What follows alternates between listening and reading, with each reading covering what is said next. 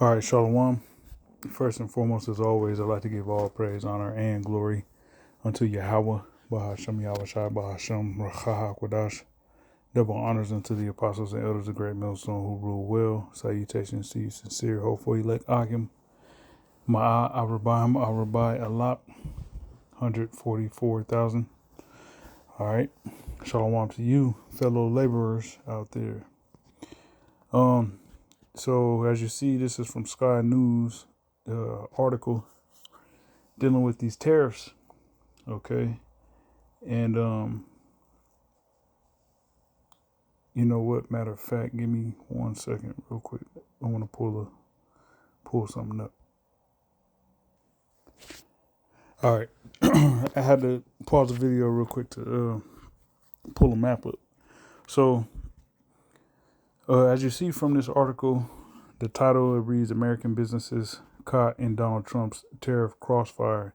It says there have been fears of a global recession and stock markets around the world had plummeted after Mr. Trump announced his Liberation Day tariffs. All right, and this is a video. So I'm gonna play this video. Who'd have thought one of America's most important seaports is 2,000 miles And fair use notice, fair use. from the ocean? Who'd have thought one of America's most important seaports is 2,000 miles from the ocean? Of the many front lines. Did you hear that? One of America's most important seaports is 2,000 miles away from the ocean. Okay. In this global trade war, this is one of them, and here's why. The port of Duluth Superior is in the northernmost part of the United States, on the border with Canada. No seaport anywhere in the world is as far inland as this. Here's the aerial lift bridge, absolutely, the iconic aerial lift bridge. Our guide is Jason Rohn to show us around a port which generates $1.6 billion a year, supporting more than 7,000 jobs, and the key in a supply chain stretching so far beyond. And these are grain silos? Correct. On the dockside, the Federal Yoshino is being prepared for her cargo. Global trade is part of the lifeblood of this port. She will leave here soon with American grain destined for Algeria, a journey through North America's Great Lakes. A vessel that is sailing through the seaway to Duluth crosses the international boundary nearly 30 times on that journey. What, from the Atlantic coming in, 30 times it will go across the border? That's right, yep. That's amazing. Trade in and out of here is truly global. Beyond grain, there is iron ore. A third of it goes to Canada. Cement, much of it coming from Turkey. And containers of made-in-China products. Tariffs here mean friction. It's certainly a season of more unpredictability than we've seen in the past few years. Which is, I guess, not helpful. There may be opportunities out there, but right now, uncertainty isn't good for business. Unpredictability is problematic for ports and problematic for supply chains. And at the end of those supply chains, it is us, the consumer, with opinions as divided as ever. We've crossed the state line now from Minnesota to Wisconsin to see what people make of all this. You're worried? Yeah. Why is that? Because I don't want my food prices to go up any higher. It's ridiculous. The markets definitely are reacting. I think that they'll come back. I think this is a good thing. A level playing field for everyone is a good thing. But listen to Grant Everett. How would you describe life at the moment, for you and your family? With just paycheck to paycheck. I mean, that's scary. He has a nuance that gets to the heart of the paradox. We're barely hanging on, trying to raise families with food, and they just keep raising our taxes and our energy bills every year. The power and the water and gas just keep going up. I don't know. I'm scared of what's going to happen with that trend. So we had to try something different. We had to try Donald Trump. An hour to the southeast, fields of gold in Wisconsin. They don't look like much in just your hand, but... Yeah. They're a livelihood, though. Of course, when you're selling bin loads of them or truckloads of them. A miracle crop. They are. That's a great way to put it. Yeah. Rows of gold. The silos here are sealed now for the winter, but each of them, right across this part of the United States, are full of soybeans. They are America's biggest export to China worth a total of $12.8 billion. Farmers across this country voted overwhelmingly for Donald Trump. Is there anxiety? Absolutely. I don't want to put a exact timeline onto when doors close around here, but you know, if it's short term, I think most farmers can handle it. Long term, year plus, years plus, things are going to look a lot more bleak around here. Here, they mostly seem to hold on to a trust in Trump, that his wild negotiating with their livelihoods will pay off. But it is high stakes, and with an uncertainty that no one needs. Mark Stone, Sky News in Wisconsin. All right, so there you have it, man. You know, it mentioned that that port Duluth pulls in over $1 billion annually. All right, via trade. Okay, now, so when you look at a map, right, to show you just how important trade is and how strategic this location here in Duluth is for trade for America. As you see here, this is Wisconsin and Minnesota. Okay, so right there, surrounded by the red dots, you know, that's the port. Now look at this. Look how where this connects to. It connects to the Great Lakes, Lake Superior. All right. Now there's trade routes or you know, waterways that connect all this here. Okay, because once again, this is Lake Superior. All right, and that all those vessels travel all through this. You see the just to the right is Canada and to the left is America. And as it said, that those vessels, whenever they travel from the Atlantic Ocean to Duluth, they cross international boundaries almost 30 times. Okay, so Lake Huron, okay. What is that? Munuskung Lake, if I'm pronouncing that correctly. Okay. Look at this. Lake Huron. Okay.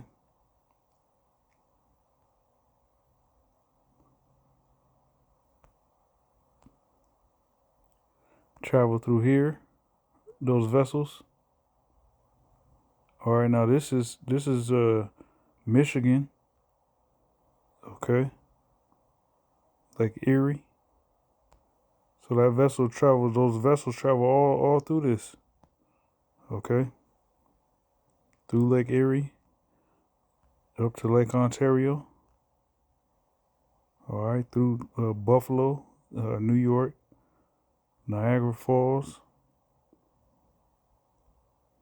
Okay. Into Lake Ontario.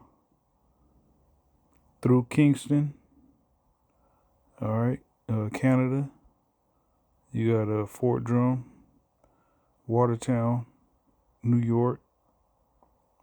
Okay. And it keeps traveling. You keep traveling up through Montreal, Quebec. Okay, Quebec City. And then boom, you hit the Gulf of St. Lawrence, and then off into the Atlantic Ocean. So that's a crazy what's the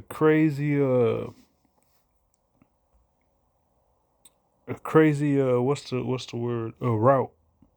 You know what I'm saying? So literally all the way over here is the Atlantic Ocean. And via the Atlantic Ocean, you got access to travel 2,000 miles inland all the way here. And that's a port. It's a port right here. Okay, so this area here, all right, these states being Minnesota and Wisconsin are able to, generate some income by way of, having seaport access, so to say, and sell, what they to internationally, what they produce. But with these tariffs, that could all come to a screeching halt. Okay, so they're paying attention to that.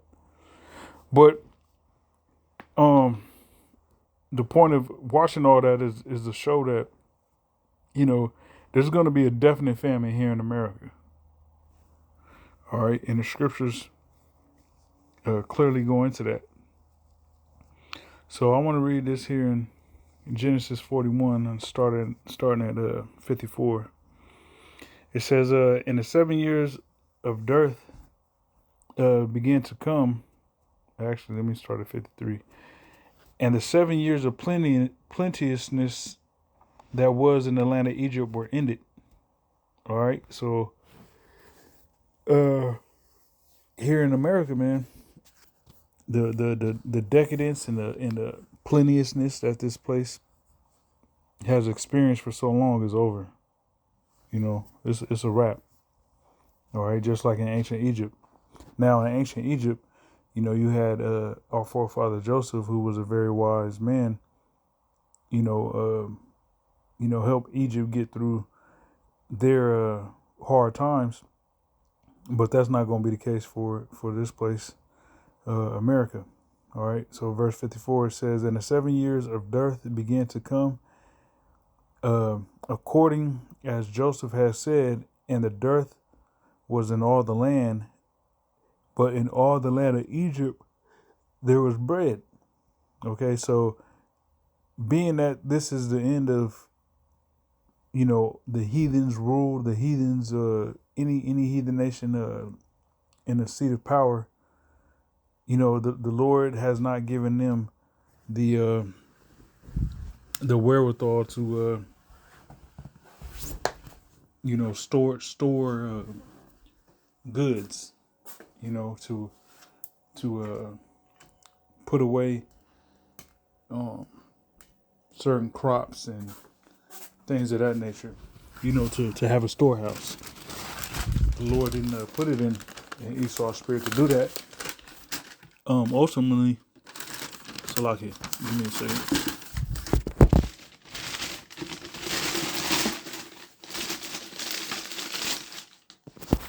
Ultimately, it's because this place is going to be destroyed.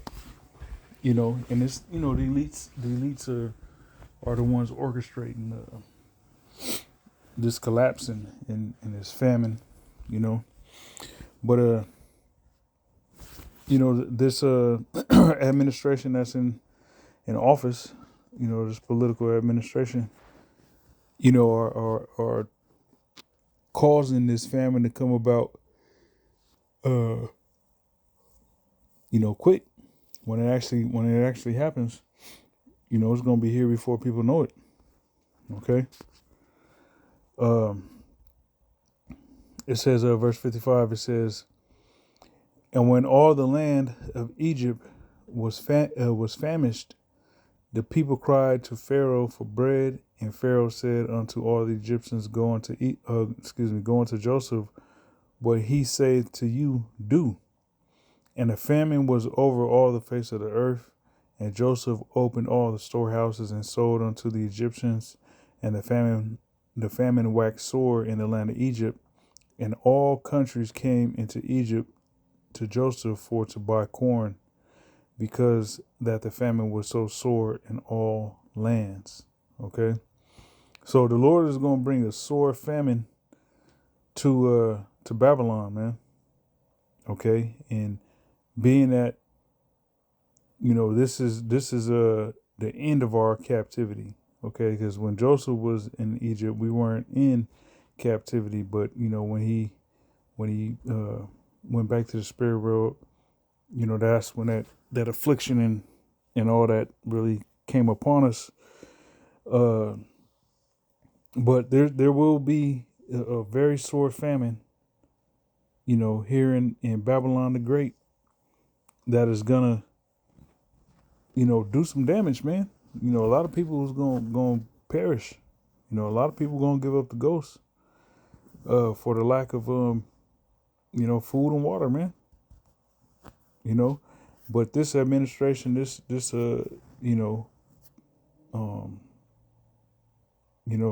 like I said, this administration are behind what we are about to see come in the form of, you know, a devastating famine. Okay. So real quick, let me read this here in Tobit chapter 4 verse 13. It says, "Now therefore, my son, love thy brethren, and despise not in thy heart thy brethren, the sons and daughters of thy people, and not taking a wife of them. For in pride is destruction and much trouble, and in lewdness is decay and great want, for lewdness is the mother of famine." Right, so lewdness is plastered all over the television here in America. It's live and direct in your face when you run errands, when you go to the store, when you go to work, when you're on the road driving, when you're walking, no matter what you do, you know, when you leave outside your house here in America, you're gonna see some type of lewdness, okay? Because that's the culture that is promoted and forced, you know, upon the youth in particular here in America, is, you know, live a life of lewdness, bliss and ignorance and wickedness initially, okay?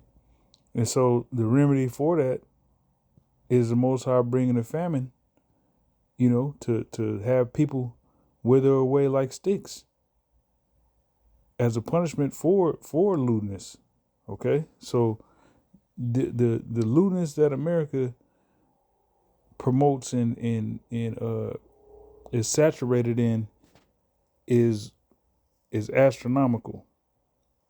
So that famine that's gonna come is gonna be just as devastating. All right, it's gonna devastate, you know, this whole country. All right, and the Lord is gonna pretty much put an end to all that lewdness, put an end to wickedness. All right, by having a lot of people, you know, perish via starvation. Okay, and the scriptures talk about that. You know, let me see. What's that?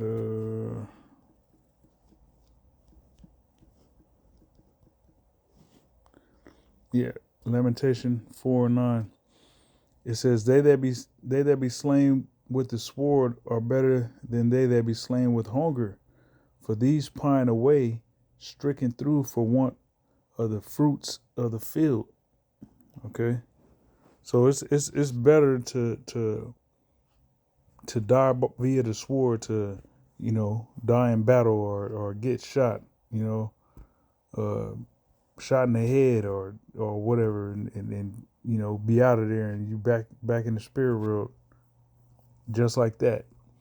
That's a far better way to go than to be alive for a few weeks, with your body eating itself, looking like a Hamite, you know, a Hamite infant. All right, in Sudan, one of Manute Bowles' homies. All right, that's not a good way to go out, man. You know, that's a very painful, agonizing death. Okay, but nevertheless, that's the death that the Lord is gonna have a lot of Americans face. Okay. Now, for my last precept, I'm gonna get this here in Isaiah 65:13. It says, "Therefore, thus saith the Lord Yahweh: Behold, my servant shall eat, but ye shall be hungry. Behold, my servant shall drink, but ye shall be thirsty. Behold, my servant shall rejoice, but ye shall be ashamed." Okay, and when you read up, you know it's going into, Israel. You had a lot of Israelites, even today that, deny the Lord, reject, the rebuke and admonishment from the prophets. All right, from Yahweh Bashem Yahushai, by way of his prophets. You got a lot, whether in a lot of that rejection that's coming from our people is coming from, other Israelite groups that are going off. Okay, so you have a lot of that going on, but guess what? The time is going to come when a lot of them, even they themselves, despite them knowing that they're Israelites and hitting the highways and hedges and calling on, Genghis Krangus, okay, and marching and, the likes of IUIC and Sakari and Genesis and ISUPK, FOPI, HODC 12, a lot of them, the Lord is going to have them, shrivel away because of them rejecting, the doctrine of Yahweh Shai, which is, pushed expressly by the apostles and elders of Great Millstone, the men of Great Millstone. Okay? Because we are the true servants of Yahweh Bashem Yahweh Shai. All right? So once again, verse 13, it says, "Therefore thus saith the Lord Yahweh, Behold, my servant shall eat, but ye shall be hungry. Behold, my servant shall drink, but ye shall be thirsty. Behold, my servant shall rejoice, but ye shall be ashamed." Now, if the Lord is going to do this to his own people, all right, the ones that got to perish on this side, what you think he going to do to the rest of these so-called Americans here in America? They don't got a snowball's chance in hell, man. Okay? It says, "Behold, my servant shall sing for joy of heart, but ye shall cry for sorrow of heart and shall howl for vexation of spirit." All right? So when you got a living room full of kids, you know what I'm saying, ranging from infants, toddlers, newborn, preteen, child, teenager, and they all looking at you, crying and because they hungry. "My stomach hurts, I'm hungry." Like, that's, man, like shit. Cry for sorrow of heart and vexation of spirit, man. That's gonna be the damn the vibe in Babylon, man. Eventually that's gonna be the vibe. It's just sorrow of heart and vexation of spirit. People gonna be ready to just go back to the spirit world because of how crazy shit's gonna be. Especially, you ain't got no food, you starving to death, you ready to just go back to the spirit world, man. But you too but you're too famished to even impose or inflict any harm upon yourself if that's even something that you wanted to do. That's a scary way to go out, man. In verse 15 it says, "And ye shall," well, that's pretty much the point. It's about to go into something else. But yeah, that's a crazy way to go out, man. Via famine. But that's what the Lord is gonna have for a lot of people here in Babylon, man. A lot of people is gonna be heavily affected and perish by way of the famine that the Lord is about to bring upon this place. And best believe that the tariffs that Donald Trump, is putting on these other nations is helping aid the famine that's gonna cripple America, man. All right, but nevertheless, the servants of Yahweh Shem Yahushua is gonna be all right. All right, as hopeful elect, the brothers that's hoping to be of the number, of that number, pushing and striving and pretty much just solely depending on Yahweh Shem Yahushua, we're gonna be all right, man. All right. So, Lord willing, that was edifying. Till next time, shalom.